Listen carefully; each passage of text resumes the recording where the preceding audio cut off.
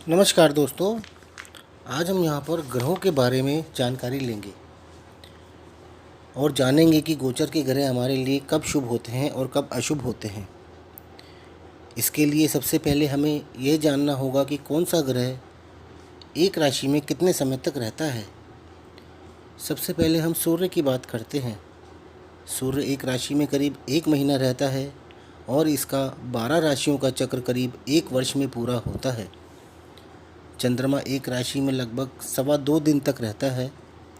यह अपना चक्र करीब 27 दिन में पूरा कर लेता है। सभी ग्रहों में चंद्रमा की गति सबसे ज़्यादा तेज़ मानी जाती है। मंगल एक राशि में करीब 1.5 महीने तक रहता है। 12 राशियों का यह चक्र पूरा करने में मंगल को करीब 1.5 वर्ष का समय लगता है। बुध एक राशि में लगभग 1 महीने तक रहता है और इसको यह चक्र पूरा करने में करीब 1 वर्ष का समय लगता है। बृहस्पति एक राशि में 1 वर्ष तक रहता है। इसे राशि चक्र पूरा करने में 12 वर्ष का समय लगता है। और शुक्र एक राशि में 1 महीना रहता है और शुक्र को यह राशि चक्र पूरा करने में करीब 1 वर्ष का समय लगता है। शनि एक राशि में करीब 2.5 वर्ष तक रहता है और 12 राशियों का यह चक्र पूरा करने में शनि को 30 वर्ष का समय लगता है। शनि की गति सबसे ज़्यादा धीमी होती है। राहु व केतु एक राशि में करीब 18 महीने तक रहते हैं और राशि चक्र पूरा करने में राहु केतु को 18 वर्ष का समय लगता है। इस प्रकार सभी ग्रह गोचर करते रहते हैं और अपनी तरंगे छोड़ते रहते हैं, जिसका हमारे जीवन पर सीधा असर पड़ता है। इसका हम पर कैसा प्रभाव पड़ता है, यह कुंडली में स्थित ग्रहों की स्थिति, दृष्टि व युति पर डिपेंड करता है। सभी ग्रह अपनी गति के अनुसार हर समय गोचर करते रहते हैं। किसी की गति धीमी है तो किसी की गति तेज है। सभी ग्रह सभी भावों पर गोचर करते हैं व लगभग सभी ग्रहों के ऊपर से गोचर करते हैं और हमारे जीवन में शुभ व अशुभ योग का निर्माण करते रहते हैं। और वह योग फलीभूत कब होता है? जब उस योग से संबंधित अनुकूल दशाएं आती हैं। उदाहरण के तौर पर विवाह संबंधी अनुकूल दशा आने पर विवाह होता है, किंतु उस दशा का दशाकाल यदि 7 वर्ष का है तो उसमें विवाह कब होगा? ऐसे में गोचर की भूमिका महत्वपूर्ण होती है। ब्रह्मांड में गोचर करते हुए ग्रह जिस समय जातक के विवाह की अनुकूल स्थिति में आते हैं, वह समय जातक के विवाह का समय होता है, क्योंकि ग्रह चलायमान हैं और वह हर समय गोचर करते रहते हैं, यानी कि चलते रहते हैं, घूमते रहते हैं। 12 राशियों के चक्र में अपनी गति के अनुसार चलायमान रहते हैं। यद्यपि गोचर देखने के लिए चंद्रमा को प्रमुखता दी गई है, लेकिन लग्न से भी हमें इसका विचार अवश्य करना चाहिए। जबकि कई ज्योतिषियों का मानना है कि जन्म कुंडली को जन्म लग्न से, सूर्य को लग्न मानकर या अन्य ग्रह जिस राशि में हों उसे लग्न मानकर विचार किया जा सकता है। किंतु गोचर फलादेश में चंद्र लग्न की प्रधानता है, यानी कि जिस राशि में चंद्रमा है वह चंद्र लग्न कहलाता है और वही चंद्र राशि भी कहलाती है।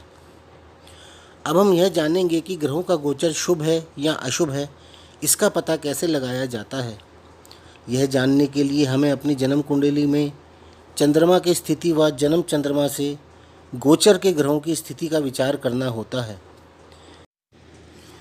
यानी कि यदि आपकी जन्म कुंडली में चंद्रमा मिथुन राशि में स्थित है और गोचर का शनि सिंह राशि में गोचर कर रहा है, तो यह चंद्रमा से शनि का गोचर तीसरे भाव में माना जाएगा, क्योंकि जन्म का चंद्रमा तो स्थिर रहेगा और गोचर के सारे ग्रह चलायमान रहेंगे।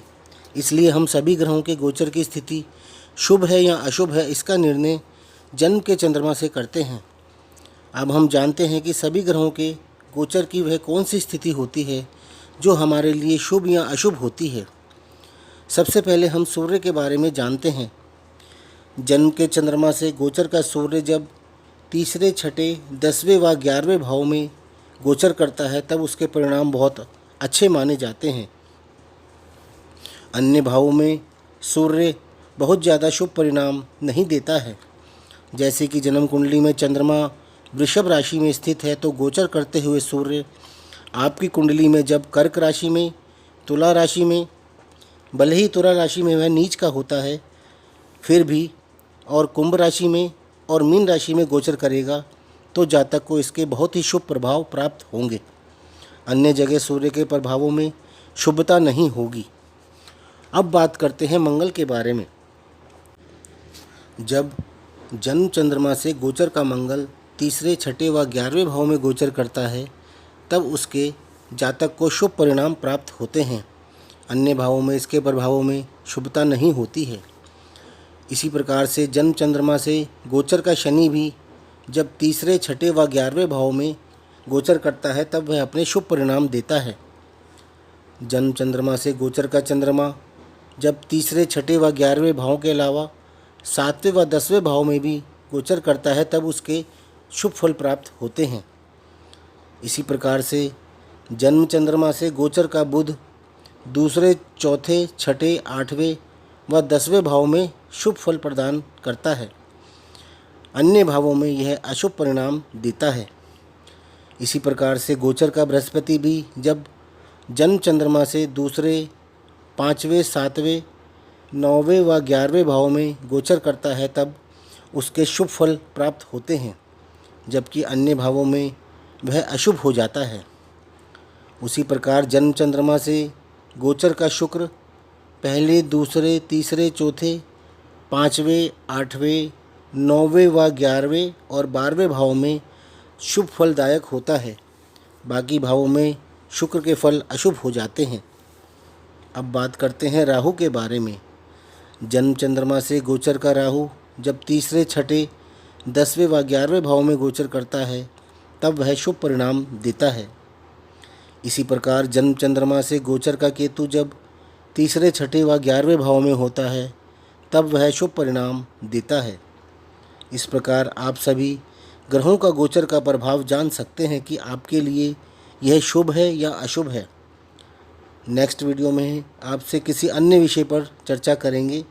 आपको ये वीडियो पसंद आए तो इसे लाइक अवश्य करें, साथ ही हमारे चैनल को सब्सक्राइब भी करें।